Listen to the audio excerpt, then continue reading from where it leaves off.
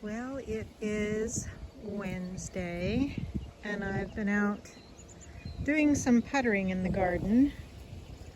My plants that have been inside, the peppers, the eggplant, I've got cucumbers and squash coming up.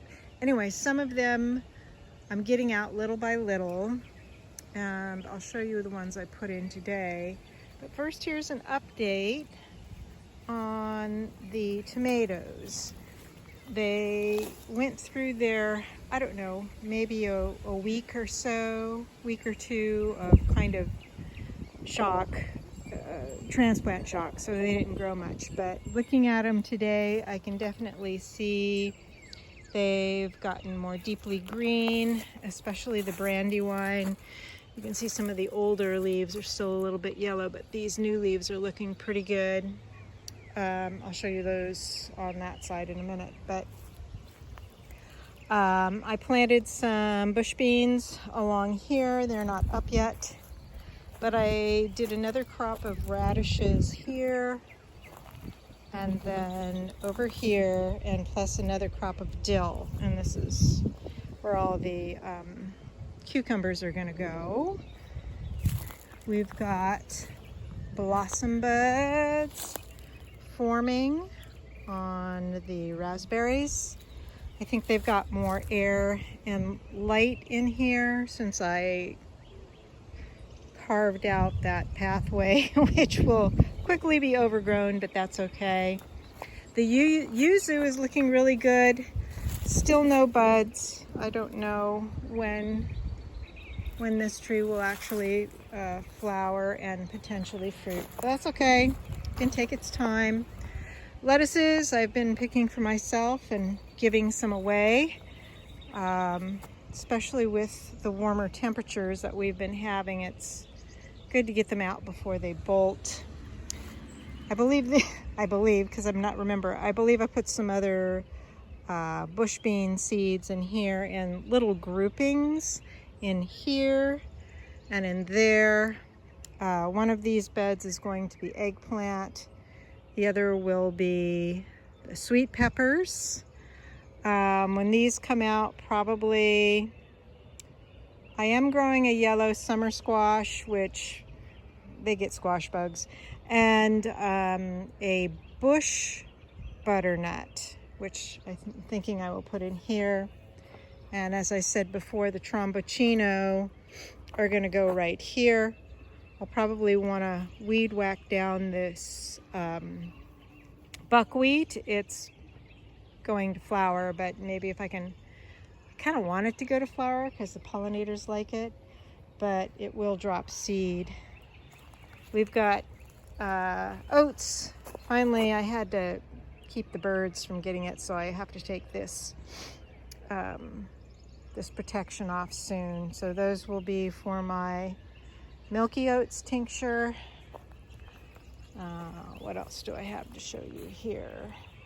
Got to get the rest of these radishes out because they're looking good size there. The greens are doing well. I had a big harvest and made a dish with all those greens. They're going okay. These mustards will probably need to come out soon. The escarole is looking nice. The other collards continue to bloom, so that's fine. I still have not gotten my other rhubarb I want to put in there, but that's okay. Now out here is where I put in the jalapeno peppers. Are in this bed. Obviously they're itty bitty yet. I'm not sure what's going in this bed. I haven't decided. That may be a squash, I don't know, but I do have some purple basil in the center. And then I had 4 roselle that did nicely inside. So I planted one here and one here. Another one there, and the last one right here. And those plants can get quite large. They can get to be about at least 4 feet tall, and sometimes again as wide. So those are in. This is mostly planted, I think, and everything will just grow. Snapdragons, echinaceas coming back. There's some cosmos in here. There's some hollyhocks. It's just kind of eking along right now because I think it's still getting quite a lot of shade for half the day because the sun is kind of along there. It'll be further over there the closer we get to summer. But I have been thinning the poppies a little bit, and all of these, so some of them are getting some good size. Chives are starting to blossom. That sounds like it might be a good time to make some chive blossom vinegar. Those dill are growing nicely. The apothecary rose has a lot of nice little buds on it. I'm going to have to protect it because the deer will love that. I did see that my Tagetes lucida, Mexican tarragon, is finally coming back, so I'm happy about that.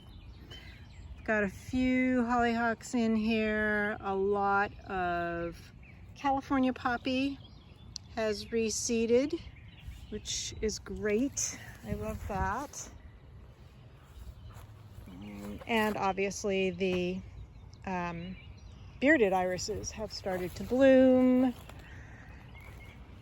And then the ancho chilies, I mean, there's bearded irises in here, there's mugwort I've been picking, all the bee balm is coming back, yarrow. Sorry, I'm jumping around. There is some blossom buds. There are blossom buds forming on the foxglove, so that's delightful, as well as the valerian. There's the marshmallow coming back. We've got St. John's wort in here, which is good because the St. John's wort I have in the tub over there is not looking great this year. And these ferns are doing pretty nicely here. So most of them, all except one, have hung on. Okay, back to the ancho chilies. Let's go this way. I did do one mowing of my lawn. It's been a week now, so you can see it's kind of growing fast, which is fine. There's Avery. The clematis have been blooming nicely this year. I didn't cut them back as severely, so that's part of that. Part of the reason why they're blooming so much, I guess. I'm still learning with some of these plants. One singular blossom bud on the pomegranate. That's okay. I've been thinning the plums. They all have little marks on them. You know, some of the ones that I've thinned, I've scratched at, and it doesn't really look like they're bugs that are boring in there. So I don't know what that's about. I'm still giving away tomatoes. These are the red Pisa date. These are the coyote tomatoes, and these two are black cherry, and all of those have finally put on growth. Strawberries are looking like they're forming strawberries in there. So the anchos, I just decided to use some of this space. So I planted 3 of them, 1, 2, 3, just right in here. We'll see how they do. And then the blossom buds for the Asian persimmon are so far hanging on, so that's pretty cool. And then lastly, I will show you what my newest project is that I started yesterday, but I did not finish because my drill needed charging. I am inoculating logs for mushrooms. So these, sorry about that, these are blue oyster mushrooms.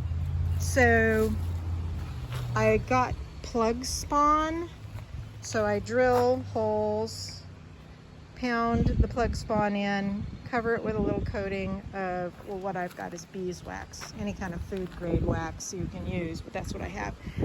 And then I piled up all the bricks. I may need to do some more depending on how many logs I end up with, because you get a lot of plugs with these plug spawn. But I've got plenty of logs to use. I've got these, and I've got more over there, the larger ones. Looks like maybe my hazelnut needs a little water. I can't tell. Let's see. What does the ground feel like? Nah, it's not exactly dry. Maybe it's just hot. So yeah, so there's those guys. There's the wineberries. I was also thinking I may transfer some of the wineberries over to this side, because this side will have more shade. Boy, I'd love to redo those someday with something like, I don't know, stone or brick or something, because that's kind of pathetic. Yeah. Oh, one more. Here's one more to show. It's my little service berry. It's doing all right. Sorry about that guy. I got covered up there. Okay, so that's it. I hope you're all doing well on this. It's a gorgeous Wednesday here anyway.